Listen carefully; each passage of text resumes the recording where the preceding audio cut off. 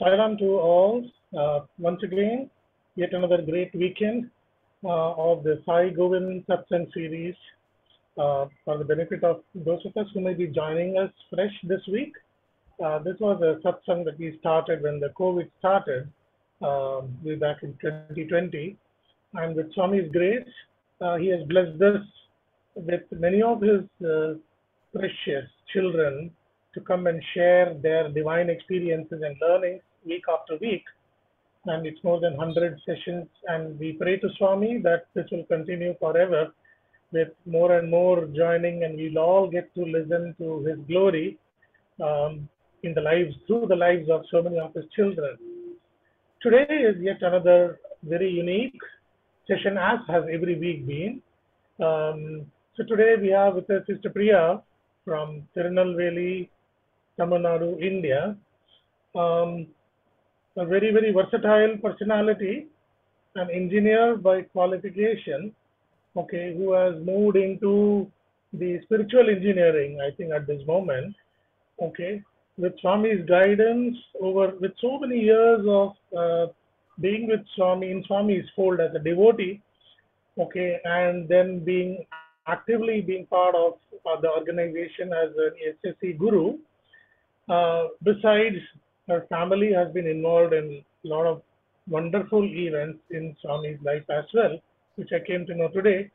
The most significant ones being the family that was part of the engineering of the golden chariot that we see. We were also blessed to see Swami on, which was constructed by Sister Priya's family. And Sister Priya and her family have been involved with the Chettiar family of Madurai in the Paduka Trust events. And I think it goes on and on and on. If I have to talk about it, then I don't think I'll leave any time for Sister Priya today. Okay, so we are all extremely happy today that she is there with us. In the last 12 years, Sister Priya has gone on to be giving a lot of lectures on Ramayana, Bhagavatam, and spiritual discourses, a lot of Upanishads, and she says that she continues to be studying those and going deeper and deeper into learning those. Besides which, she also takes a lot of moral science classes for children and also Sanskrit and Upanishad classes. So I think there is so much to try and squeeze Sister Priya into a single session, and we all pray to Swami, Sister Priya, that there will be many more of the sessions that will follow today's. Okay, and then we will have some learnings from each one of them. So we'll just start with the Sai Gayatri. I'll chant 3 times, and then over to you, Sister Priya. Okay. Om Saishwaraya Vidmahi Satyadevaya Dhimahi Tanna Sarva Prachodayat. Om Saishwaraya Vidmahi Satyadevaya Dhimahi Tanna Sarva Prachodayat. Om Saishwaraya Vidmahi Satyadevaya Dhimahi Tanna Sarva Prachodayat. Om Shanti Shanti Shanti. Sairam. Can I start? Yeah, please. Okay. Sairam. By Swami's grace, today we are a part of this Sai Govind Satsangh, and today I would like to say something regarding one of Swami's bhajans. Love is my form, truth is my breath, bliss is my food. My life is my message, expansion is my life. My life is my message, expansion is my life. No reason for love, no season for love, no birth, no death. Prema Satya Ananda, Dharma Shanti Ananda, Prema Satya Ananda, Dharma Shanti Ananda, Shirdi Sai Parti Sai, Prema Sai Jai Jai, Shirdi Baba Parti Baba, Prema Baba Jai Jai. Love is my form, truth is my breath, bliss is my food. This bhajan, we would have heard it so many times in Swami's sweet voice. We'll just see what he means by this bhajan, by singing this bhajan. Love is my form. Swami begins his discourses with Prema Swarupalara, embodiments of love. So, each of us is love personified in Swami's drishti. That is, not that we should love everyone, be loving towards everyone. No. Don't be a person who loves everyone, but you be love itself. Love is my form. So, you be love itself. Don't be a person who loves, but be love itself. Because you see, as is your feeling, so is the feeling of others. If something hurts you, then that will definitely hurt other person also. If something is very pleasing to you, if you feel very happy because of something, then if you do that to some other person, that person also will feel happy. He will be pleased. So, as is your suffering, so is the suffering of others. The thing being, see others as you see yourself. How is that possible? Is it possible to love everyone without any bias, without any feeling of hatred or anything? It is possible if you don't see the names and forms, but you see the basic thing of everything. See,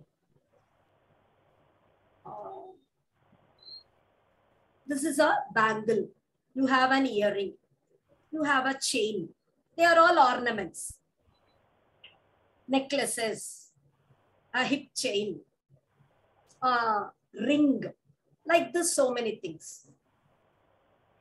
You go to a jewelry shop. You want to buy a bangle. So, you go there and you look for various bangles. If you like the design, then you buy that bangle. If not, you just come back because you don't like, you didn't get the particular design you wanted, so you just come back. But to that very same jewelry shop, if a thief goes, he will not go and say, oh, I don't like this design, so I will leave behind these bangles. I won't take anything because none of these appeal to me. No, he'll not say that. He'll just take all the bangles, all the chains, everything, whatever is there, whatever he can lay his hands upon, he will just pick everything and then parcel it into a bundle and he'll just fly off. because he sees everything as gold, gold, gold, gold. He doesn't see it as a bangle, a chain, or a ring, or a earring, or anything. Everything is just gold to him. Similarly, when we see everything as names and forms, this is Priya, this is Kamala, this is Ramesh, this is Suresh, like this, names and forms. When you see, then you see the differences. You feel, I like this person I don't like that. Hatred, love, such feelings you feel. But when you are going to see everything as the Brahman, everything is Brahman. Sarvam Khalvidam Brahma. Everything is only that. If you are going to see that, see the raw material. Everything is that Brahman only. Bahusyam praja yeyeti. It actually expanded itself, made itself into so many forms. That Brahman only became everything, right from a mosquito to Sakshat Brahma, the creator. Everything is that Brahman only. So if you are going to see everything like that, everything as gold, gold, gold, and not as the names and forms, then you can feel that love towards everyone, that all encompassing love. Everything, everyone you can love if you are going to see in that way. So everything is, because that is the truth, that is the ultimate truth. Names and forms, they are actually the Brahman. You can call it a chain or a bangle, but can you deny the fact that that is gold? So you may actually see so many names and forms, but the undeniable ultimate truth is that everything is Brahman.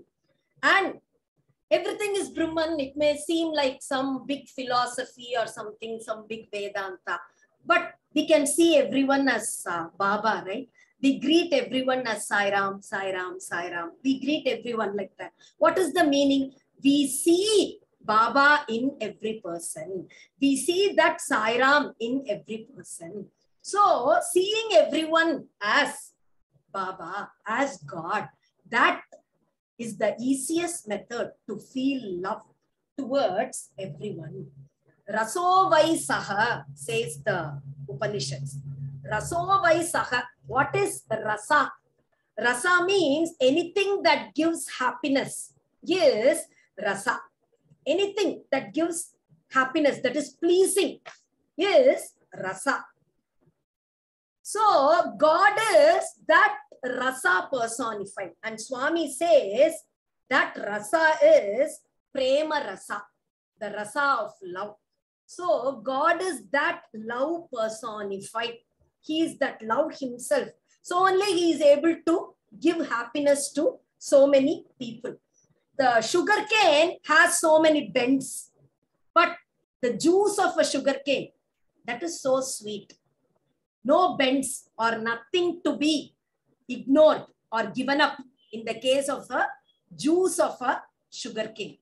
So like that, when you see differences, you will have to ignore many things. But when you are going to see only the essence, then there is nothing to be eliminated or ignored or hated.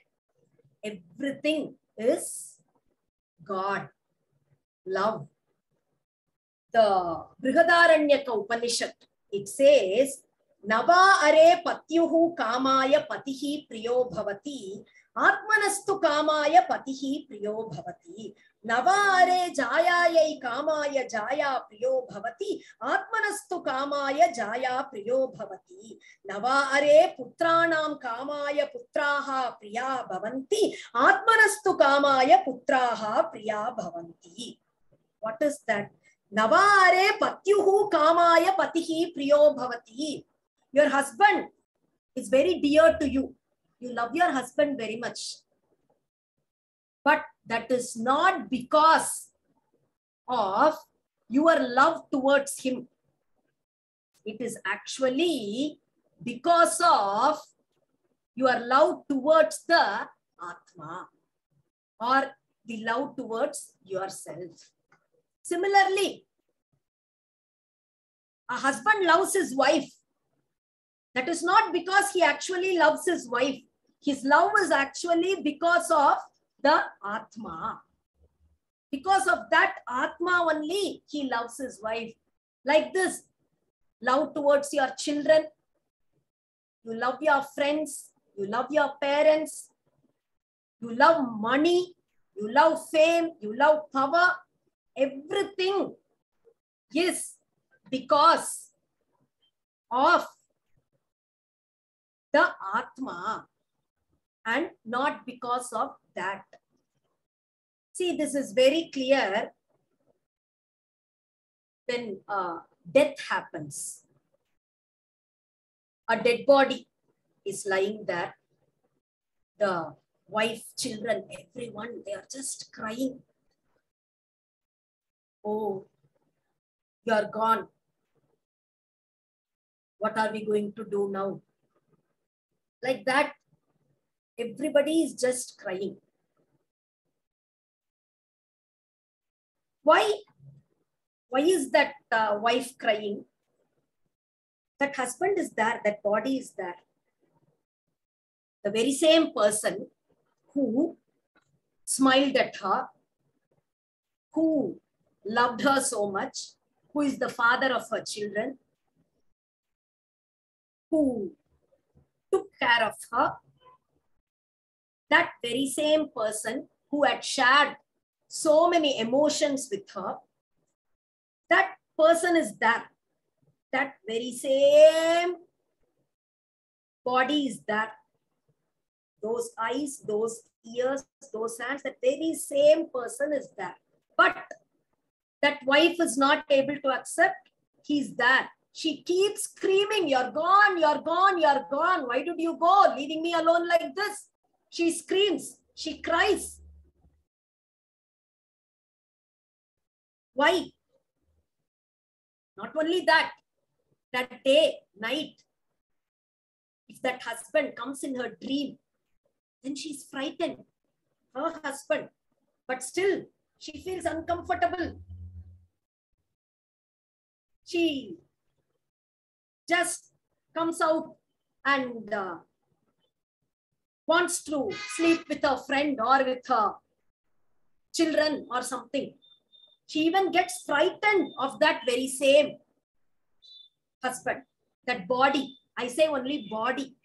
So that very same person, even though he is there, we don't consider it as a person. We consider it only a body. She is no longer able to love that person as her husband. She is even frightened of it. Why? Because something that was inside has now gone out. Something was there inside that only caused the husband to speak with her, to smile at her, to show the emotion of love to her. Everything happened so far because something was there inside. Now that something is gone. When that something is gone, then from husband, that very same form, that very same form, that very same name, the very same person is there, but it has become now a body, just a dead body. So what did you love actually? What did that wife actually love? Did she love that husband's actions, emotions, or did she love that body? What did she love? She actually loved the Atma. She didn't know that. That Atma was there inside, and so only all these happened, and she was able to look upon him as her husband, and she felt so many emotions towards him. Now that the Atma inside is gone, then she is not able to look upon him as that same person. She feels he is gone. He's not there with me now. He's gone. He's gone. No, he's there. He's there. That body has not yet been burnt. It is still there. You can have it for you. No, she doesn't want to. She's frightened. She doesn't want to. So she actually loved only that Atma. That Atma was the reason for that emotion love. Not just the case of husband, be it anyone, let it be her son. Even then, it is the same. When that Atma goes off, then you feel that person itself is gone. It is not there anymore. So, whatever emotion you feel love towards anyone, whoever it be, it is all towards only that underlying Atma. The Atma inside that person. Towards that only you are showing your love. You don't actually realize it. You don't actually know that is what is happening. You feel whatever is seen by this Thula eyes, whatever you see, whatever you hear, you feel that is that person is speaking, that person is loving towards me. No, actually the Atma is speaking, the Atma is hearing, the Atma is loving towards you. The Atma only is there as your son. That Atma calls you mother, that Atma calls you. So actually love is towards that Atma and not towards anything else. So love is my form. That love, not just by saying love is my form. Swami does not mean he is loving towards everyone. No, he is that love. Rasovai Saha. He is that love itself, that Atma itself, that Brahman himself. He is that Brahman himself. That is what he means by love is my form. Love is not of the body. Love is not of the mind. Love is not of any of the senses. Love is of the Atma. Love belongs to the Atma. It is shown towards the Atma and it is shown by the Atma. So whatever emotion called love happens, it happens between Atma. And what is between Atma? Everything is that Atma. So love is what that exists as everything. So Swami is love himself. We are all love itself. So love is my form, he says. And he says, love all, serve all. For that, as a marga, as a path only, he has given service. Why is Swami asking us to serve everyone? Because when you serve somebody, you lose that feeling of selfishness. We lose that feeling. It is for me. It is for me. I want something from this. We don't have that feeling. We are doing it for somebody. We think we are doing it for somebody else. So to some extent, we give up that ego. We are able to serve others. And love all, serve all. That service also, how is it possible? Only if you have love. When you don't have love towards a person, can you serve that person? It is just impossible. How is it possible to serve a person when you don't feel love for that person? So love is the basis for everything. And that love, by meaning that love, Swami doesn't mean normal, ordinary emotion, what we know as love or what we feel as love. He means love is my form, means he is that Prema Rasa himself, that Brahman himself, Raso Vai Saha. That is, love is my form. Then next he says, truth is my breath. Truth is my breath. Truth. What is truth? We say we should speak only the truth. We should always be truthful. So, Satyam, speaking the truth. What is that Satyam? Satyam means, what is Swami's name itself is Satya Sai Baba. He is Satya. So, what is truth? Truth means, actually there is two types of truth. One is Ritam and one is Satyam. Ritam is the truth that is felt in the mind. First, whatever it is, you feel it and then only you speak. just if we observe what we speak, you first feel it, you think about it in your mind, and then only it comes out as words. So the truth that is thought in the mind inside, that is ritam, and when it is expressed as words, then it is called satyam. When it comes out as words, then it is satyam. That truth itself, that very same truth. And that ritam also, truth, actual definition for that is thinking of something according to the Shastras and expressing it without changing it in any way, in the exact way like how you saw it. So you may say something that might have happened actually. He will say, I'm speaking only the truth. But according to the Shastras, truth means not just that. Is it acceptable to the Shastras?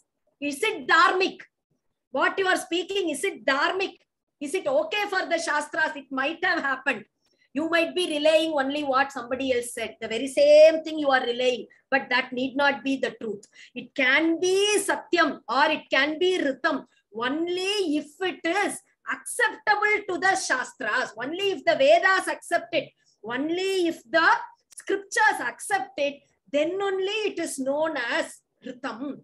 And so, if it is acceptable to the Shastras, then you get a thought, and that thought also, it must be what you actually saw. Don't change it in any way. And if you are expressing it exactly, then that is called the truth or Satyam. Satyam bruyat, priyam bruyat. Na bruyat satyam apriyam. Priyam cha na anrutam bruyat. Speaking truth itself, so many things. Satyam bruyat. Speak only the truth. And what is truth? What I said now. According to the scriptures and exactly what you saw or experienced without changing it in any way. Satyam bruyat, speak the truth. Priyam bruyat, speak the truth also in a loving way. We always say truth is very bitter. Actual truth is not always very dear to hear. You don't want to hear the truth. Untruth is always pleasant to hear. You don't want to hear the truth. Here, the Vedas itself say, Priyam bruyat, speak only the truth which is dear. Speak it in a very pleasing way. Don't speak anything unpleasant in the name of truth. That is the truth. I'm telling the truth. Why not? I will speak only like this. No, you are speaking the truth, okay, but say it in a very pleasing manner. Let your words be sweet. You cannot always speak obligingly, but the way you say that can be in a pleasing manner without hurting the other person. Na bruyat satyam apriyam. And the Vedas say, if the truth is not dear, if it cannot be, see, if somebody is going to hear that truth, then he's going to be extremely hurt. Then don't say that truth, it says. It may be the truth, but don't speak that truth. If it is going to be very hurtful for the person who hears. So don't speak any unpleasant truth. Okay, I will not speak any unpleasant truth. So, shall I speak a lie? That person doesn't like what I say. He will not like if I say the truth. Okay, so I will just say a lie. I will say something, some untruth I'll say. No. Priyam cha na bruyat. Anrutam. Priyam cha na anrutam bruyat. Just because it might be desirable for a person, don't speak a lie. So much is there in speaking a truth. You should not say a lie. Never say a lie. Whether it is desirable or undesirable, saying a lie is just totally out of question. You should not say a lie. And truth also, if it is going to be very unpleasant, then don't speak that to a person. Don't tell that to a person. And if at all you are going to tell a truth. If you are going to speak, then speak the truth lovingly. Priyam bruyat. Speak the truth lovingly. So much is there in speaking the truth itself. So much is there. And here, by saying truth is my breath, everything, there is one lower level meaning and then a next higher level meaning also. Just like love is my form. Here, truth. First is this, speaking the truth. Always Swami insists upon dharma, truth, everything. So first is this. The next, and it is said, right? Satyameva jayate. Truth alone triumphs. Nothing else can bring you success. We may think, I will cheat somebody and today I will succeed. No, you may succeed today. Tomorrow you are going to face a very big failure. Actually, saying a lie is more difficult than saying a truth. Because by saying the truth, that particular moment, you may be criticized. You may face some difficulties. With that, it will go off. At least you will get a peace of mind. Appa, I said the truth. It's over. But if you are going to tell a lie, you will have to say 100 more lies in order to save your lie. So that others not know that you have actually lied. For that, you will have to say a second lie, then a third lie, then a fourth lie. Finally, you will forget which is truth and which was a lie by you. And one day you will get caught. So that's what actually happens. So saying a truth is actually easier than lying. And all wealth depends upon truth. All pleasures depend upon truth. All success depends upon truth. If you are not going to follow truth, then you will never succeed in life. And this truth can be this ritam or satyam, and in another level, it is the eternal truth. Satyam jnanam anantam brahma. So, satyam brahma, that Brahman is known as satyam. The Brahman is called satyam. So, that Brahman alone is eternal. That alone is the truth. Everything else is not true. Because, you see, everything gets destroyed one day. You have your husband, you have children, you have your mother, your father, your friends. But they die one day. You are still alive.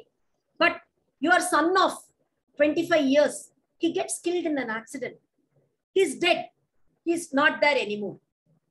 Similarly, your father, who is 85 years old, he also dies one day. He is also gone. Your property, your house, which you constructed, it's so much passion, so much, it was your dream house actually. You spent so much on it and you built that house. But that house, you are forced to sell it in a few years. You suffered a great loss in your business. That house is gone. That's all. So whatever property you earn, you are still alive, but that property goes off. Who all you think are very dear to you, whom you consider very important in your life, you are still there, but they are all gone. So everything is ephemeral. They are all temporary. They are not going to be there for you always. Leave alone death. You get married. You've been the darling of your parents till the age of 23, 22. Their daughter. Your loving brothers, sisters, you are in that house. You get married. That's all. You have to leave them. Go somewhere else. You go to some other place itself. From that day onwards, the person very dear to you is going to be your husband and your children. Your mother, father, your brothers, sisters, everybody, they take a back seat. To such an extent that after a few days, After few years, you even think of putting a case on them for the case of some property dispute. Then a court case is going on between brothers, or even something like that happens. So nothing is eternal. Your most loving persons also, it changes. Whatever your preferences, your importance changes. From your father, mother, it goes to husband, children. We see. So everything, it is not permanent. Your joy, whatever joy, your sorrow, everything, it is not permanent. But there is one thing that never changes. It is always eternal. That Brahman, it never changes. It cannot be destroyed. That Atma cannot be destroyed. Only the body dies. The Atma inside, it always lives. Nainam chindanti shastrani, nainam dahati pavakaha, nachainam kledayanti apo, na soshayati marutaha. Bhagavad Gita. Lord says, nainam chindanti shastrani. None of the weapons can cut the Atma. Fire cannot burn the Atma. Any amount of flood, it cannot destroy that Atma. So, that Atma is eternal. It cannot be destroyed in any way. Even if your hand is cut, the Atma is not cut. It is still there. You may be burnt. You may have so many wounds, but the Atma just remains like that. Nothing happens to the Atma. You may suffer emotional wounds. You may think, I am not going to come out of this disaster. You may feel so dejected. No, it is there inside. Just as bliss. It is there inside. It cannot be destroyed in any way. So, what is eternal? What is truth? That Atma, that is the eternal truth. It can never be destroyed. Vacharambanam vikaro namadheyam mrittika ityeva satyam. The Chandogya Upanishad says, Satyam, what is Satyam? Vacharambanam vikaro namadheyam. We saw in the case of gold. Now this is in the case of mud. We have a clay pot. We have a clay, some ladle. We have a flower pot in clay. We have a flower vase. So many things. We have, see, if it is the Navaratri Golu, then so many dolls are there. We have a Krishna, we have Rama, we have Ashtalakshmi, we have Dashavatar. Everything is out of that mud. So many names and forms you have. This is Krishna, this is Rama, this is a horse, this is a elephant, this is a building. Like that, so many things we have. But that everything changes. If you are going to break one of the dolls, that is gone. It is gone, that's all. You throw it or you put it, we feel we should not, it is a doll of God. So we will put it in water. Don't throw it anywhere. You go put it in water. What happens? It just in the water, the entire mud is just dissolved. It goes off. So that elephant does not exist anymore. That Rama or Krishna idol does not exist anymore. It goes off. But that mud is still there. That mud is still there in that water. So mud is there. It can never be destroyed. That mud is there, but only that form is gone. There may be many forms. They may get changed converted from one form to another. You make a pot with that very same clay, then you make some other form, then you just take it out. The children, they have clay, right? For playing, they have clay. With that, they make so many forms. Daily they play, they make different forms. Those forms are temporary. One form is there, the next moment the form goes off, another form comes, then that also goes off, another form comes. So, Vacharambanam vikaro namadeyam. All changes are just names and forms. Nothing else. But one thing is there. without changing. That clay is there in each form. So that clay alone is Satyam and everything else is not Satyam. Like that, here, this entire Prapancha is made of Brahman. Brahman is the raw material for this Prapancha. How can you call everything as Brahman, Brahman, Brahman? Because Brahman is the raw material. Brahman itself became the 5 elements, Pancha Bhutas, it became. And by the permutation and combination of these Pancha Bhutas in various proportions, 3:1, 2:1, like that in various proportions, all these Pancha Bhutas, it made so many different types of beings. So, the raw material for each thing, the raw material for this body is the 5 elements. You have fire in this body, you have water, you have ether, you have earth, everything is there, this body. Only the combination of those 5 has become this body. Like that, everything, whether it be a mountain or whether it be a tree or whether it be a mosquito, whatever it be, whether it be Lord Brahma, Devas also, they are also. We say some or body is made of purely air, and for some it is made of Jyoti. It is Jyotirmaya Sharira, we say. Whatever it is made of those 5 elements only. Maybe in different composition, that's all. So, the Satyam, that is underlying truth of everything, is only that Brahman. That alone is eternal. If you say truth, then it means only Brahman, Satyam Brahma, that which does not change over time, that which does not change with place, that which does not change with material, that which is always the same in all places, in all times, in all cases. That is only the truth. And so the truth is only Brahman. So truth is my breath. By saying that, Swami says, he breathes that truth, that Brahman. Swami always says that, right? So everything is Brahman. Everything is that. When we say happy birthday, Swami, he says, why do you wish me happy birthday?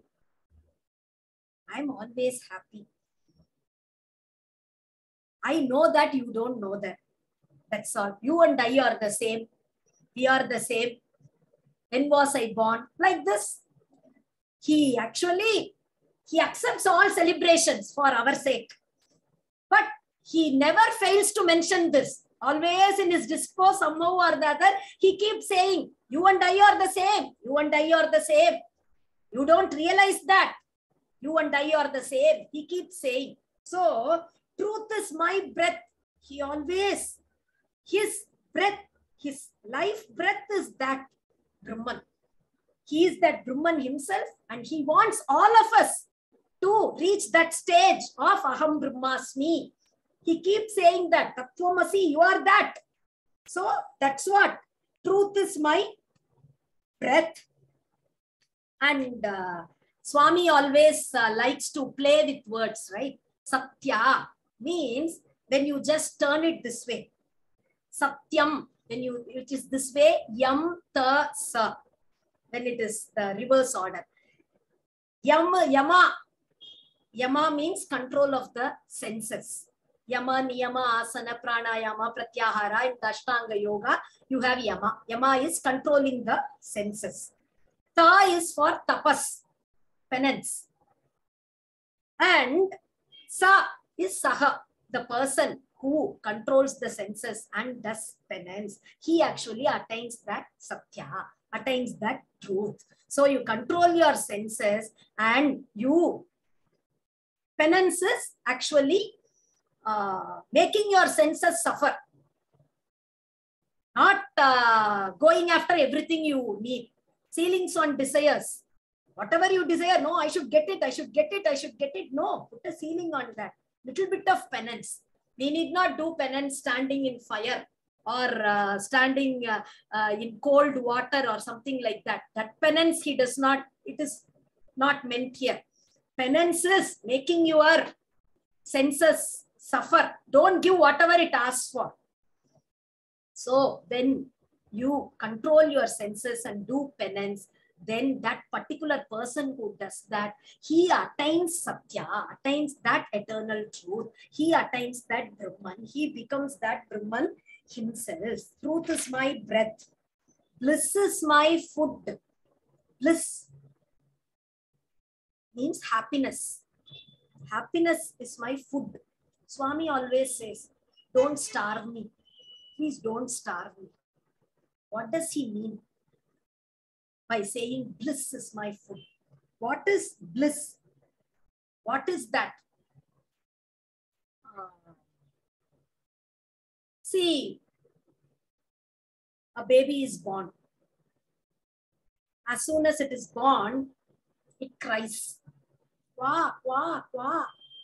It cries. It cries for milk.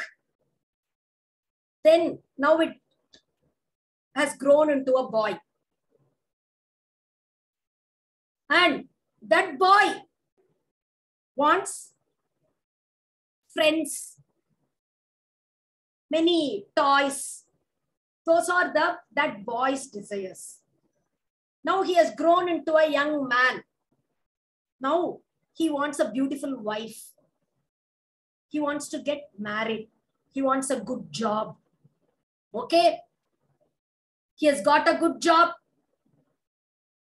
He has got a beautiful wife. Is he satisfied? Now he feels, I want children.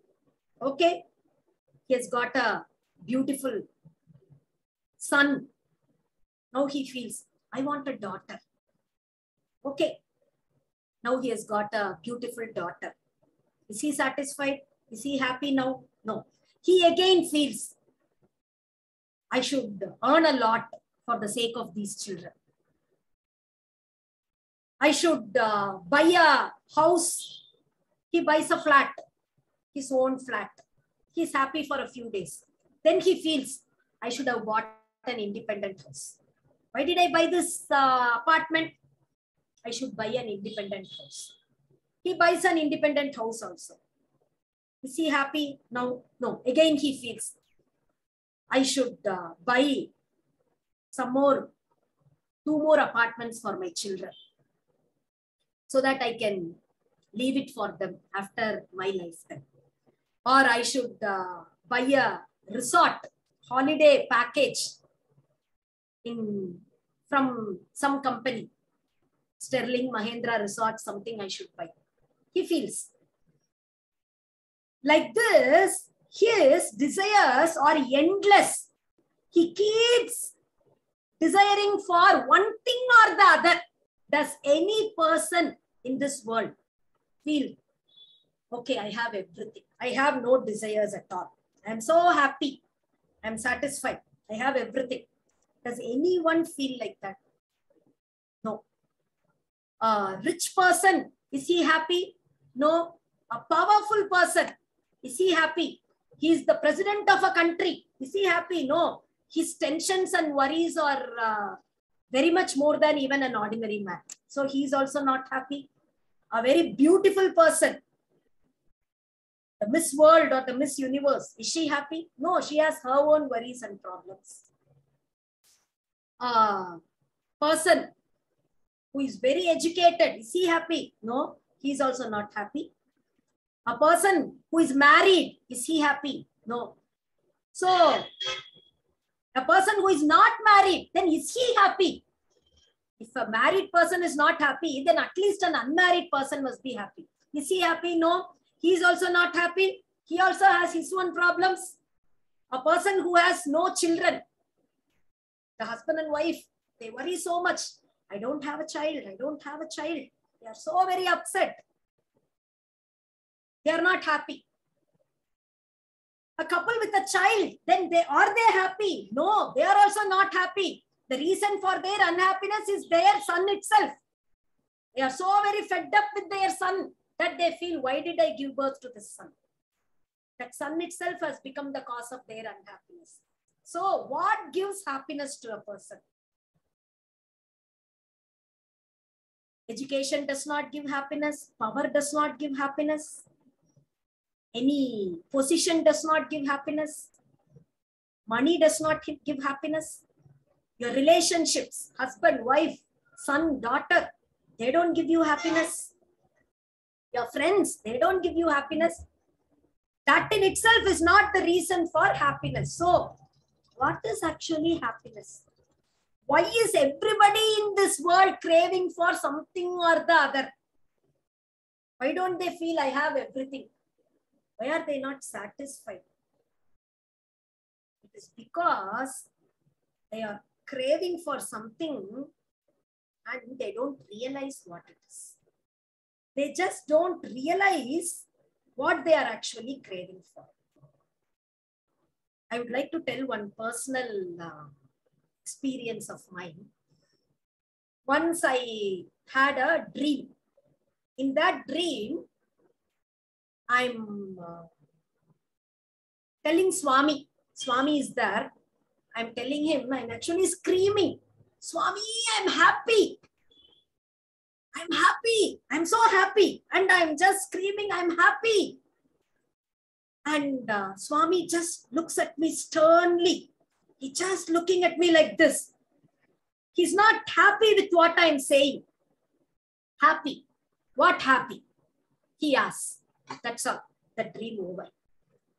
And I am so confused. What? I didn't complain anything to Swami. I didn't say, Swami, you didn't do this for me, you didn't do that for me, or I didn't ask Swami anything, or nothing. I'm telling Swami, Swami, I'm happy. That's all, nothing else. For that, why is Swami actually looking so sternly at me? He's not pleased with me. What happy? He's asking me, what is this? What is this? I kept thinking, but I couldn't actually get what it was. And then I'm actually in Puttaparthi and I'm sitting for darshan. I'm reading a book by one of Swami's devotees. I'm just reading that book. And there I find the sentence, happiness. What is happy? Exactly, that is that. What is happy? Happy. What is happy? Swami asked me, right, in the dream. Here that is that. And when I read that, immediately I'm just surprised. What is happy? Oh, I've been wanting to know this since long. Now I'm in Puttaparthi, so Swami is giving me an answer. I just go through that page, and there I find happiness is union with God. Swami says, happiness is union with God. So, happiness, what is happiness? Happiness is actually union with God. You may feel, I'm happy, I'm married to a very good husband. I've got a beautiful daughter. I've got everything in life. I'm so happy, Swami, you have given me everything. Thank you so much. I'm very happy.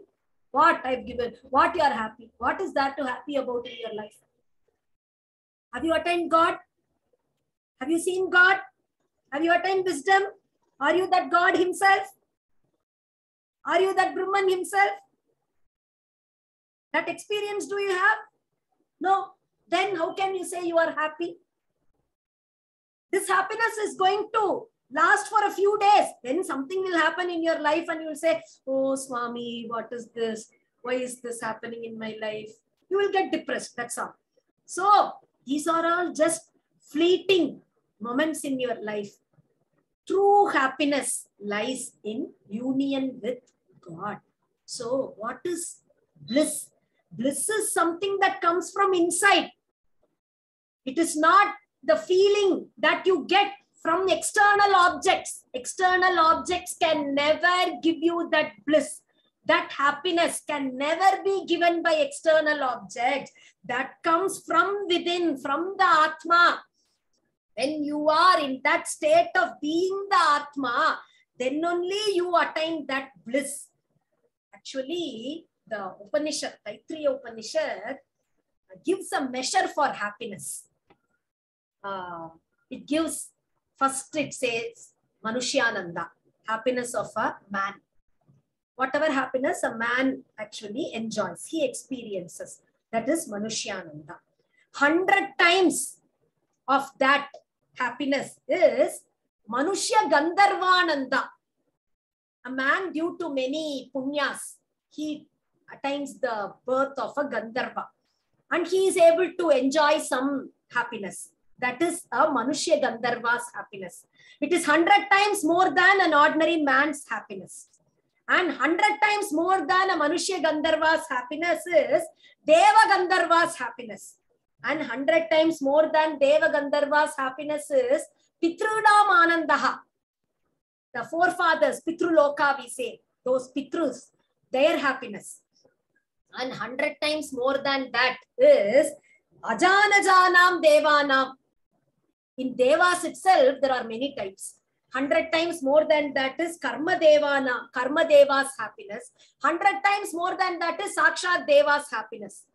Some Devas, some are born in Swargaloka as Devas. They are one type of Devas. Some, they are not born themselves as Devas, but due to their actions, they become Devas in that life. They are one type of Devas. Another Devas are the actual Devas, which we say Ekadasha Rudraha, Dvadasha Adityaha, Ashtavasus. They are totally 33 together. 11 plus 12 plus this 8, and then you have the Ashwini Kumars 2, 33. That's what we say, Muppatti Mukkodi Devargal we say. It is actually the base is 33. That with so many things it is multiplied and we say Muppatti Mukkodi. Those 33 Devas, they form one group. So 100 times, 100 times, 100 times among them itself, the happiness increases. Then Devendra, the king of Devas, Indra, his happiness is 100 times that of the Devas. And then Brihaspati, the guru of Devas, his happiness is again 100 times that of Indra. And then you have Prajapati. His happiness is 100 times that of this Brihaspati. And then 100 times that of that Prajapati's happiness is Brahma's happiness. Like this, 100 times, 100 times. How many I have said now? Start. So that do you have a man's happiness? Somewhere below 100 times, 100 times, 100 times, 100 times, 100 times. And finally you have the happiness of that Brahman, Brahmananda, that bliss, that happiness. That is so many times more than what we are actually experiencing now. So what do we actually think by saying, I am enjoying my life, I have to enjoy with my family, I have to go to this place, enjoy, I have to earn so much, and I will enjoy so many things, I will buy so many things with this money. Whatever, the greatest king, if he is a man, even his happiness is 100 times less than a normal Manushya Gandharva's happiness. And I have said how many 100 times there you have Brahmananda. So should we strive for that Brahmananda, or are we going to be happy with these mean, alpa, laukika, anandas? Are we going to be happy with all these? We feel, I'm happy. Swami, I'm happy, I'm happy, I'm happy, I'm happy with all this. What happy? Just leave everything. These are all temporary, ephemeral happiness. Strive for that ananda, that bliss, that Brahmananda. You strive for that. You should experience that joy. That is actually bliss. And by saying, don't starve me, bliss is my food, Swami says, you always be in that emotion of godliness. Always you strive for that Brahman. Your thoughts must be regarding God. Your words must speak about God. Your eyes must always see God. You should hear things about God. Now we are hearing something for 1.5 hours. The rest of the time we hear so many things. Lots of so many nonsense we are hearing. All that is food for the ear. This 1.5 hours is food for the Atma. Your Atma, it gets food. This 1.5 hours is food for Baba. For Baba who is inside you. He is residing in you. We have our house is so dirty. So much of trash, unwanted things we have put inside this mind. But still, he is residing there. He is sitting there. He wants to sit. He is sitting there because he is so compassionate. Oh, she is my Priya. I should be there. My child. If I also give up, then what will she do? What will he do? So he resides inside. And when we do things related to God, when we go on a service mission, some Sai Seva we go, then our actions are regarding God. Then Swami gets food. When we listen to some discourse like this, then Swami gets food because we are hearing about God. When we do bhajans, we offer food to Swami. So thoughts regarding God, actions regarding God, or when you feel I am Swami himself, that actually is his food. He is earning for that. Please don't starve me. And whenever the other emotions overcome us, then he says, it is so sultry for me inside here. We get a thought for the day. It is so sultry here. Switch on the AC. What is AC? Think about God. Think something useful. Do something proper. Sing some bhajans. Read some Sai literature. Do something. I'm feeling sultry. I'm unable to sit inside you. He says, so food for him. Bliss is my food means union with God is his food. You always be connected with God. You always be connected with God in some way or the other. That is his food. Bliss is my food. And Swami says, only when you are all happy, I am happy. I cannot be happy if you are unhappy. So you all must be happy. He always wants to make everyone happy. He wants to give whatever we want. That is his nature. What all Swami gives, from a ring to a locket to a chain. Swami, in that ring also, you gave me Shirdi Baba, I wanted you. Okay, no problem. You will have me. I thought Swami will give one diamond ring. It's okay. He gave a ring with his photo. It's okay. And whatever it is, okay, you have his children. He's so very much happy when he makes us happy. And he gives vibhuti. Why he materializes vibhuti?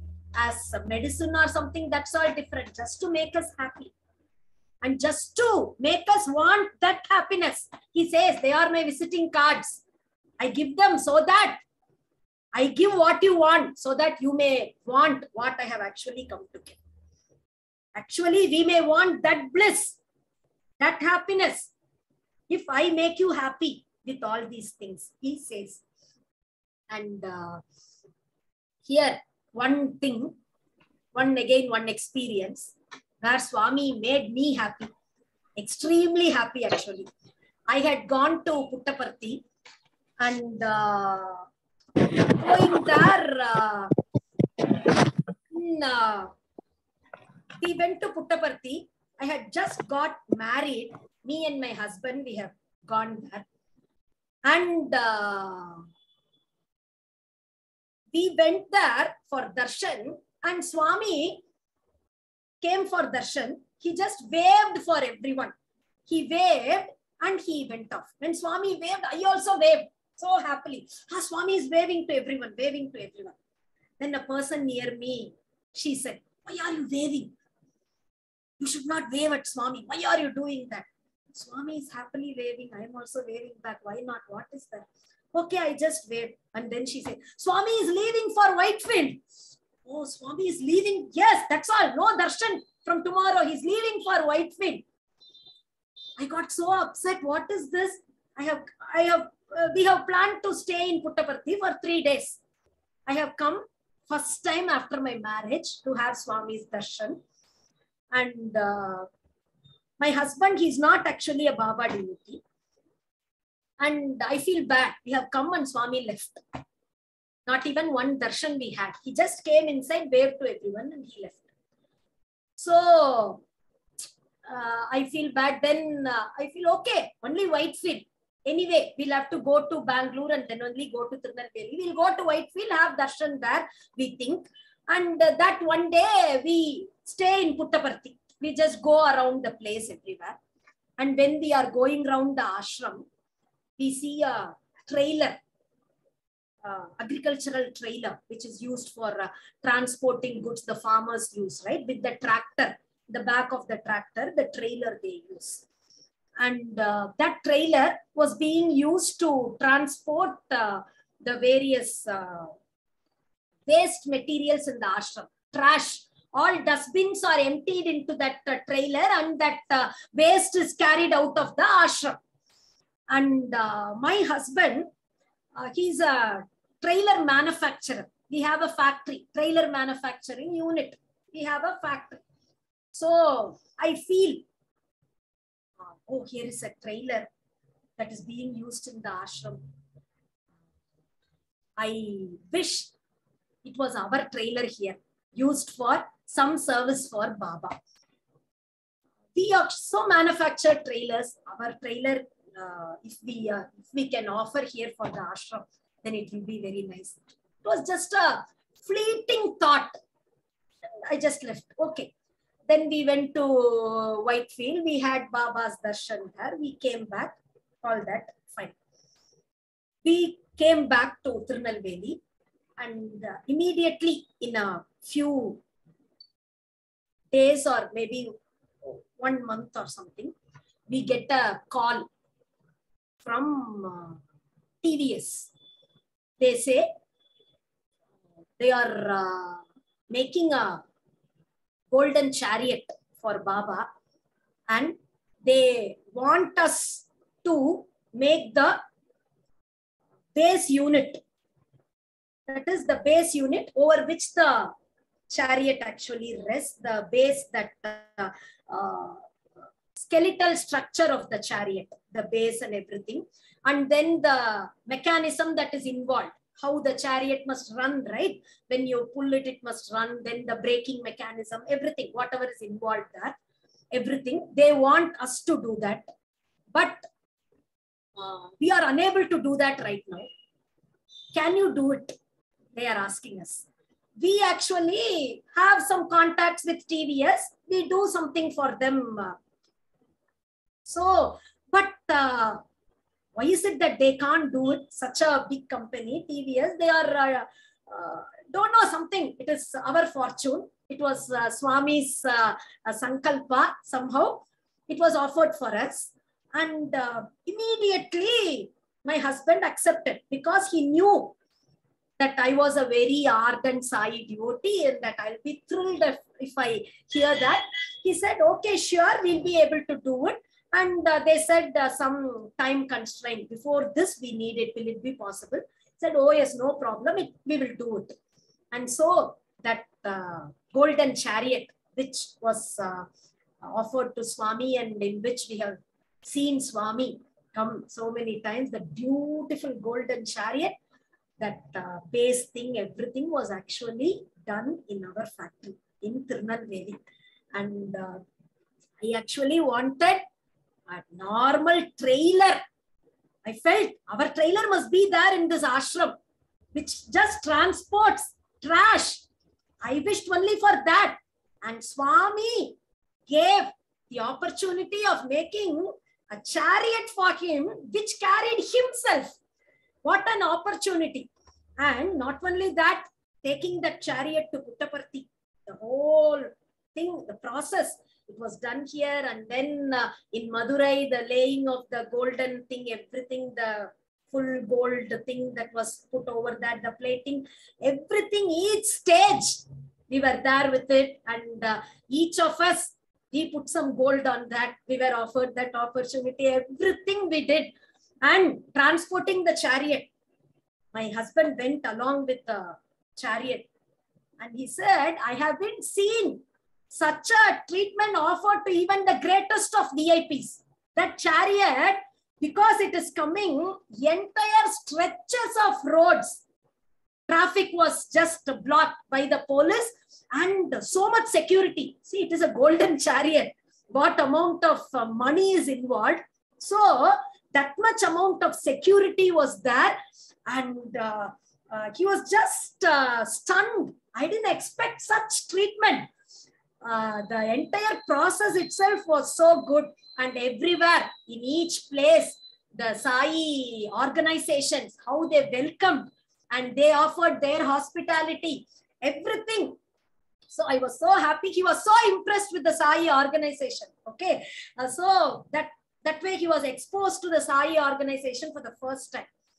And so that, and then the first time when Swami came on that chariot, the whole thing, actually some few members of the Paduka Trust, then they pulled the chariot, and few Swami's students, like that, important members only, they pulled the chariot, and the entire thing, the operating that brake, and like a driver, the one who was sitting and doing everything was my husband. So he was there sitting like this, looking at Swami, facing the opposite side and operating that chariot, the whole thing inside the ashram. He was there with that chariot thing. And because of this chariot, that was our first association with Paduka Trust. From that, later on, everything that they did in the ashram, so many, the Gayatri Devi statue, and then that Murugan statue is there, then Rama, Lakshmana, Sita, Anjaneya statue inside the ashram, everything. For everything, we were there with them, and for everything, very near Swami. So much association with Swami was possible because of this. And from there, for so many years, that continued.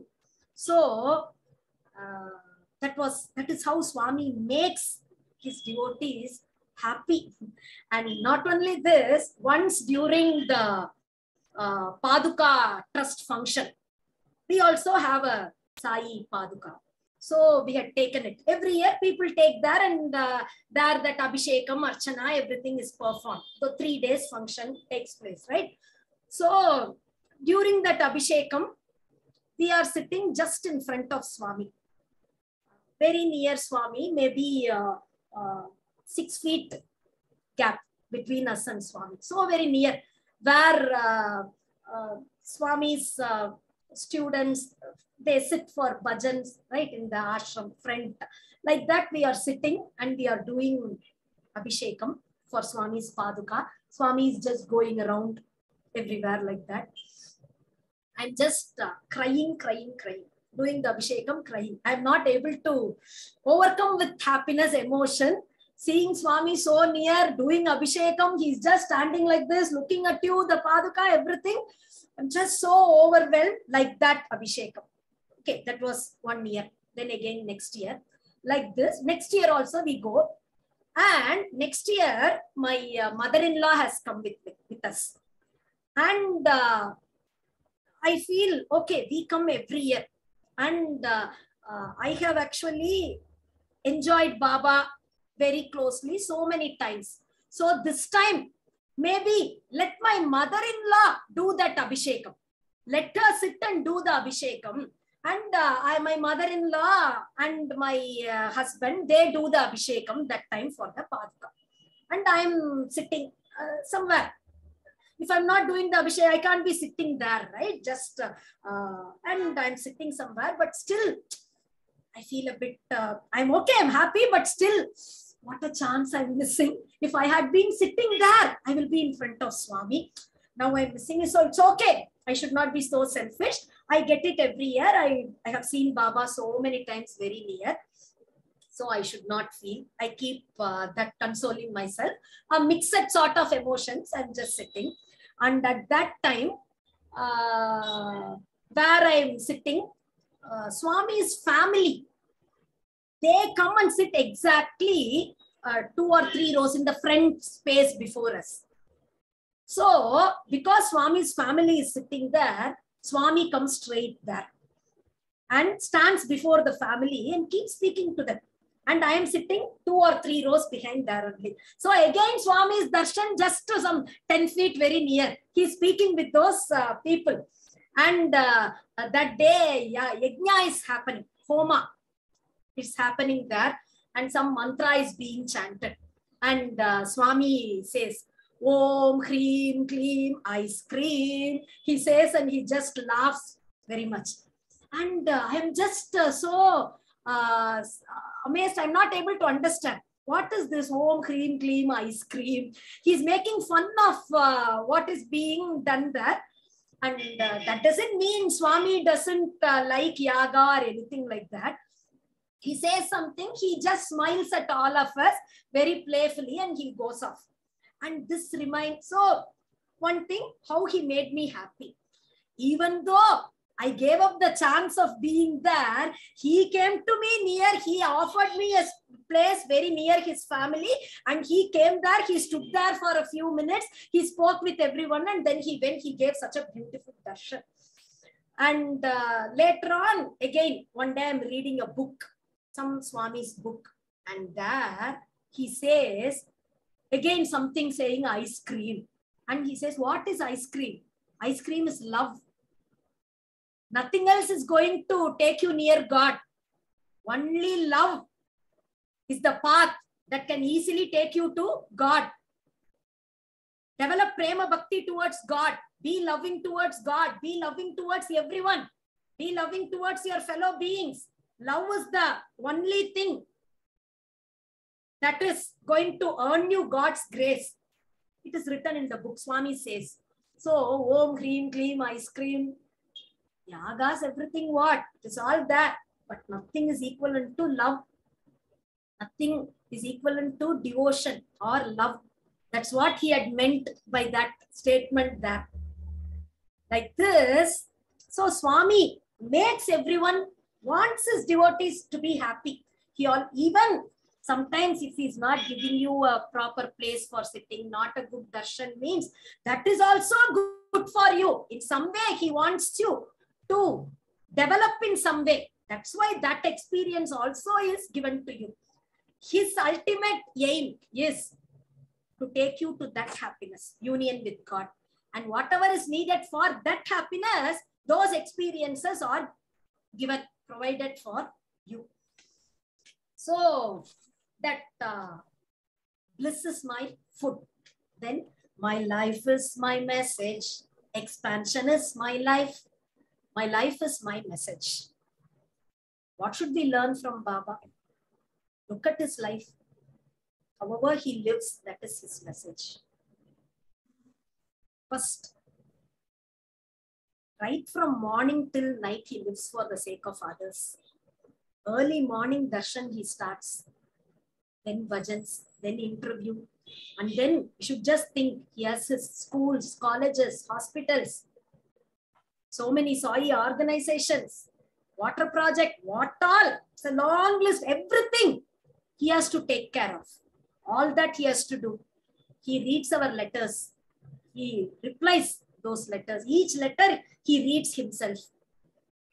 He says, I don't allow others to read those letters because those letters are emotions of my devotees. They are meant only for me, not for the eyes of anybody else, for my eyes only. Those letters. So I read each letter personally. He reads those. Whole day, he's busy. He does so many things. Everything for what? What does he gain from all this? Everything for us, for the sake of us. And his love is just so enormous. He does everything for the people of Puttaparthi? No. For his own devotees? No. He does the water project for the district, Rayalaseema district, and then till Tamil Nadu for Chennai, he provided water. Who from Chennai? Those people, they are not even bothered about him, but he went to, so he took so much pains for providing water for Chennai. And hospital, who will do? One operation, how much will it cost? Can we just even imagine how many operations have been conducted so far? how much amount of money involved. Everything he does. Why? His love for others, unbiased love. I want so and so, I don't want so and so, nothing. Everyone is covered in that net of love. So his service, how he respects his parents, every service, school, hospital, water project, everything was done for the sake of Ishwaramba. We all know that. Just because that mother asked him, he did everything. So the way he respects his parents, his all religions, how he accepts, all countries, how he accepts, how disciplined he is, even the way he walks, the way he dresses, the way he just shakes his fingers, or everything is so elegant, so beautiful. You cannot find anything out of place or improper in his behavior. So everything. So everything is so perfect in his case. So everything, that is all his message. And then he started saying, your life is my message. Because till one stage, he lived and showed us. Then after a stage, we should ultimately learn from him, right? We should not remain the same always. We should keep improving, improving, improving. And at one stage, who is Baba? How will people know who is Baba? They will know from his devotees. Sai devotees go to a place for some service, some crowd control in a big Kumbhabhishekam in a temple. Sevadals are there. Then how will people judge Swami based upon the behavior of the Sevadals? How those Sevadals are going to behave in that temple? Oh, nobody is so disciplined as Sai Sevadals. Nobody is so efficient in controlling the crowd like Sai Sevadals. If we get that name, then Swami is happy. Similarly, some disaster, cyclone, earthquake, Sai Sevadals are there doing service. How they do that service, that earns the name for Baba. So who is Bhagavan Satya Sai Baba? What's his message? His devotees are Bhagavan Satya Sai Baba. How we devotees behave or his message to the world. So your life is my message, he said in his later years. So my life is my message. What is my life? I said so many things. He did so much service, love, respect parents. Oh, okay, all that is there. But he himself says next, my life is my message. Expansion is my life. What is my life?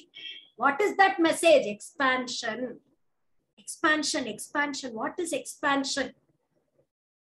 Expansion is Yashti Samashti, we say. The individual and the whole. Individual, each one of us think, I am so and so. Then my family. After that, my society. My town. My state. I am from Tamil Nadu. My country. I am from India. My organization. I belong to this organization. In that organization, I belong to the Seva wing. I belong to the education wing. I belong to such and such a thing. My this thing, my that. I'm from this country. I belong to this religion. So many things we have. My circle around us, small circle that gradually gets increasing. From me, my family. From that, my relatives. And then my small village. Then my town. Then my state, my country, like that. Like that, his expansion goes to, where will it go? Sarvam Kalvidam Brahma. Everything is that Brahman. Keep expanding. Don't think I. What are you? Aham Brahmasmi. And what is that Brahman? Sarvam Kalvidam Brahma. Everything is Brahman. So don't look upon yourself as this small microcosm. Look upon yourself as this entire prapancha. You are everything. Whatever is there in this prapancha, you are everything. That is expansion is my life. Swami showed that with his actions. Everyone was covered under his love. Everywhere. Swami's organizations, in how many countries we have, in how many countries service activities are happening, how many countries follow the education system of Swami. So, that is what he means by expansion is my life. Everything is that Brahman. That ultimate truth is my life.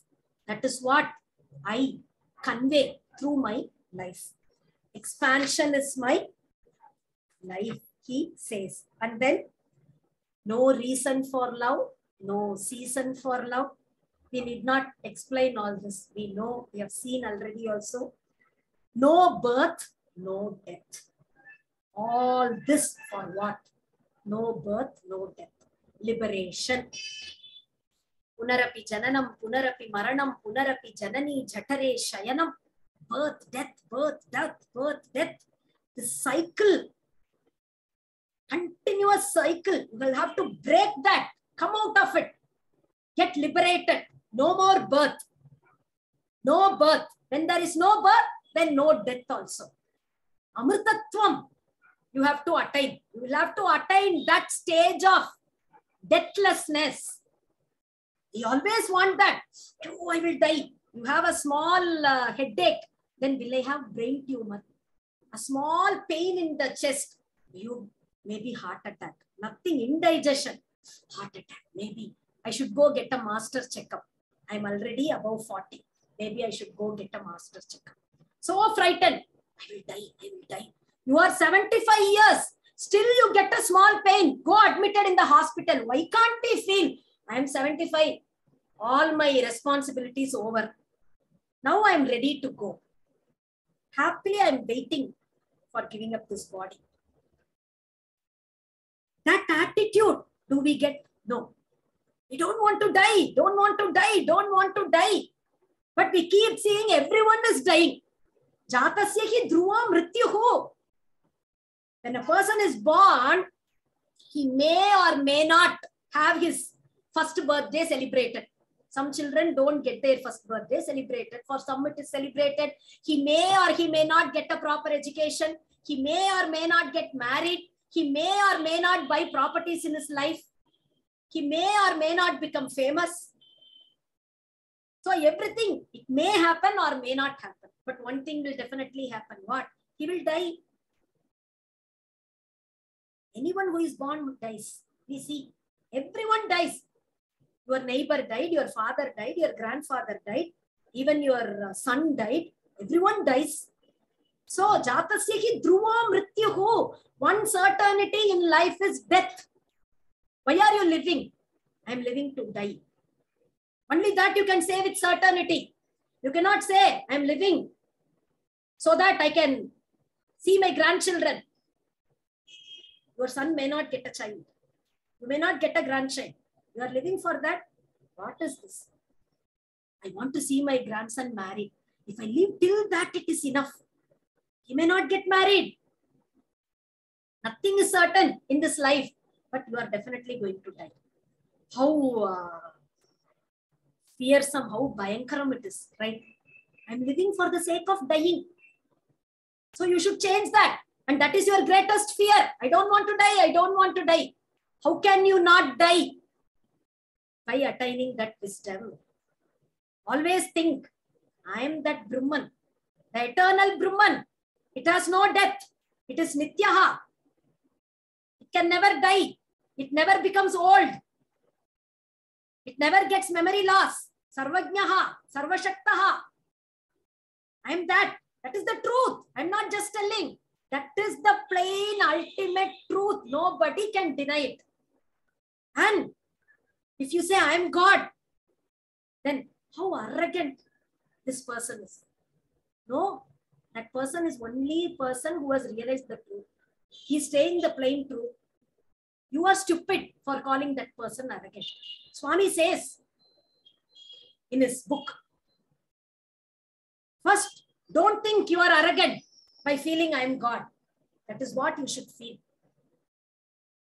So, no birth, no death. No death. Your greatest fear in life is gone. What should you do? Do all this. Love. Love is my form. Truth is my breath. Bliss is my food. The highest thing. Everything we saw two meanings. Catch hold of the lower level meaning. Love everyone. Serve everyone. Always speak the truth. Be dharmic. Don't resort to any adharmic means for anything, for any reason. Don't resort to adharmic means. And always do God-related things. You need not feel I am God, Aham Brahmasmi. But he can do bhajans. He can listen to discourses. He can do Sai service. He can go have Swami's darshan. All this we can do. Do all that. Then that will ultimately lead to the ultimate love, that ultimate truth, that ultimate bliss, that ultimate no birth, no death.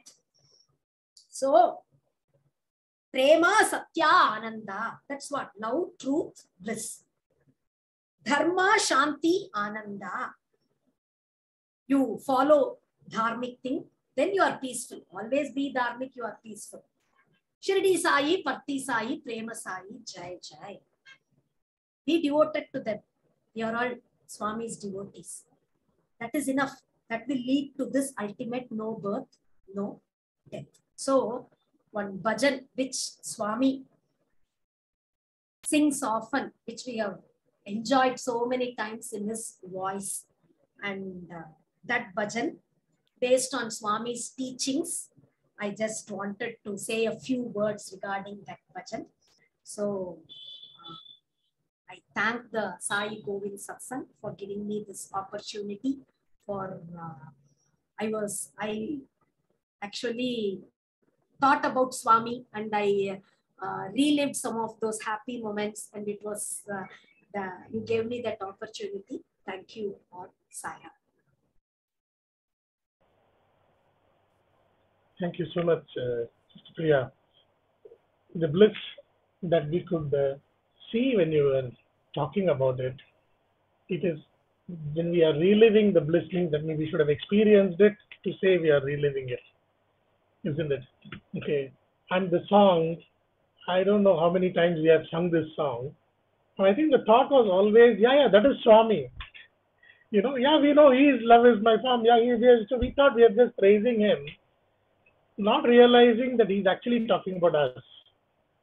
When we were actually he was singing and he made us to repeat the song. So we were not saying love is your form, right? We were saying love is my form. So we are actually telling about us without recognizing that we are actually talking about us.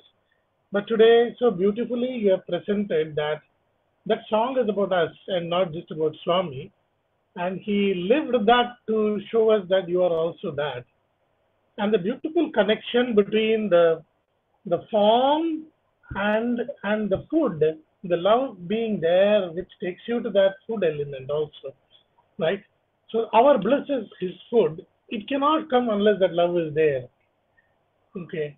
So the connectivity between all these lines of that song, which primarily says, then you become Siddhi Sai, Satya Sai, Prema Sai. Okay. Such a beautiful revelation. And I'm sure there are smiles on everybody's face today, just experiencing the thought of this, right? So I do not know, then that Brahmananda must be something totally different, and we can still experience it. I think we do experience glimpses of that, isn't it?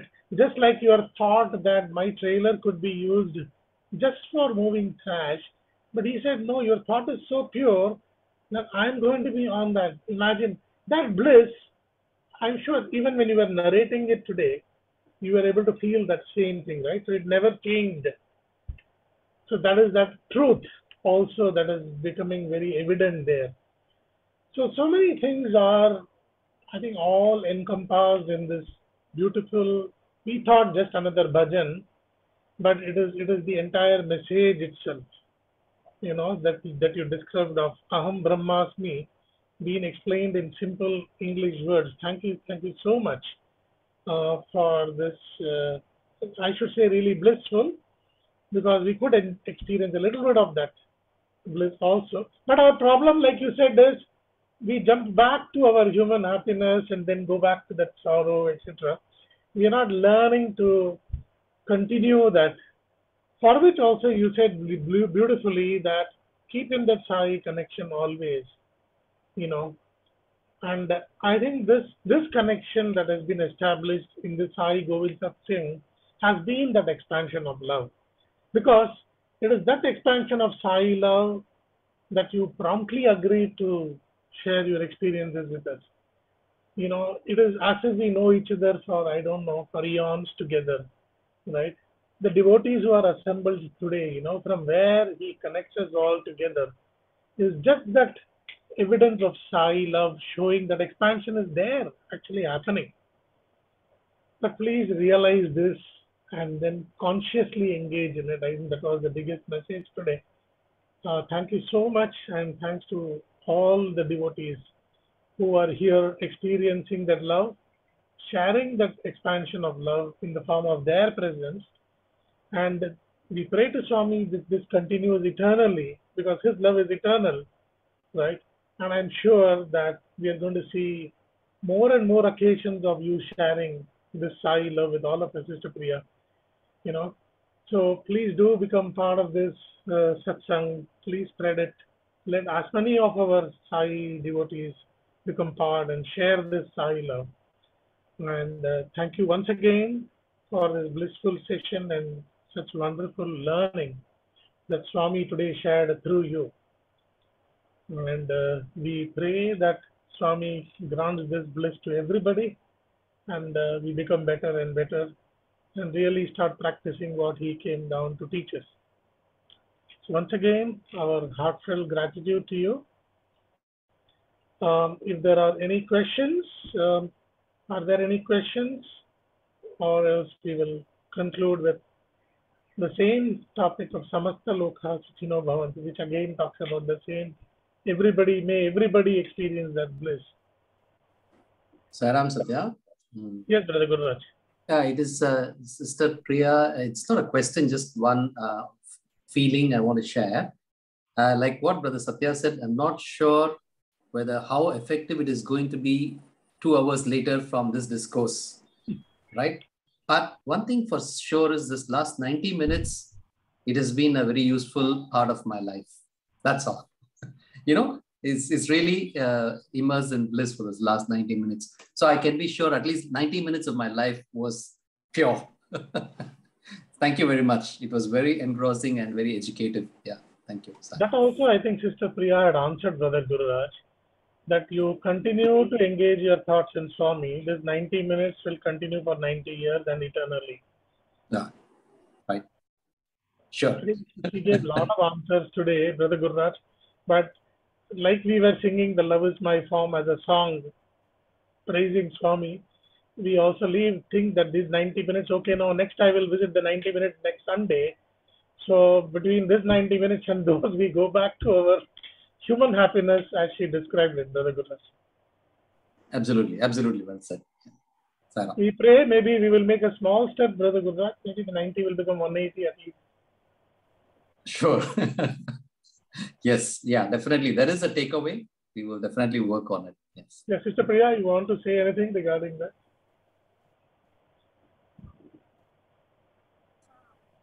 No, maybe by 190 you can have it twice a week or something, so that satsang, more of satsang, gradually whatever is practically possible. That's a very good thought. Maybe you can work on that. Actually, we started twice a week. Oh. Yeah. And but as you know, right, COVID, then we say, now we have to go back to work. Okay. So, we should do it once a week, kind of. That's how we go back to our human elements. But Swami knows, that's why he has blessed us with this, at least this continuing week after week. We don't know from where the speakers will come. And Swami says one thing, as long as you feel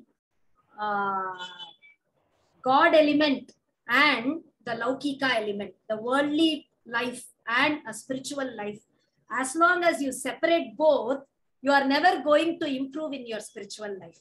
So the whole thing is, everything is Brahman, no problem. Only 90 minutes of satsang in a week, it's okay. The remaining thing we are going to be in worldly thing, no problem. But whatever we are doing, everything is Baba, everything is Sai Ram, everything is that Brahman. So in the office, everyone sitting here is that Brahman. I'm working, then that Brahman is working through me.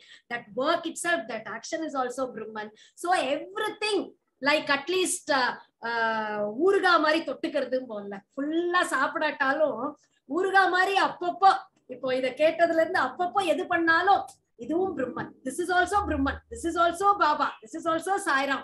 அப்பப்போ அந்த எண்ணம், we just get that thought, that is enough. Not even our Laukika life itself will become spiritual, because the ultimate thing is everything is Brahman. So nothing called Laukika exists, only spiritual exists.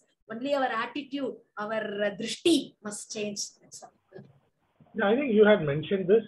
The moment we say Sai Ram, right, then immediately that connection happens, isn't it? But in an office, yeah, we might start looking at everybody as Sai Ram. Maybe we don't say it loud, but in their hearts, we should start saying Sai Ram. Thank you so much for that beautiful lesson. And we will close with Sri Samasta Loka, praying for that eternal bliss for everybody in this universe. Sai Ram. Om Samasta Loka Sukhino Bhavantu. Samasta Loka Sukhino Bhavantu. Samasta Loka Sukhino Bhavantu. Om Shanti Shanti Shanti. Jai Bolo Bhagwan Shri Satya Sai Baba Ji Ki Jai. Sai Ram. Continue in this bliss. Look forward to seeing you all next weekend to more of the sharing. So very soon we'll be sharing who the speaker is. So we could include all of you in the broadcast list and look forward. Let's do the expansion of the Sai love to this family. Thank you, Sai Ram. Sai Ram, sir. Sai Ram, sir. Sai Ram, brother. Sai Ram, Krishna Ram.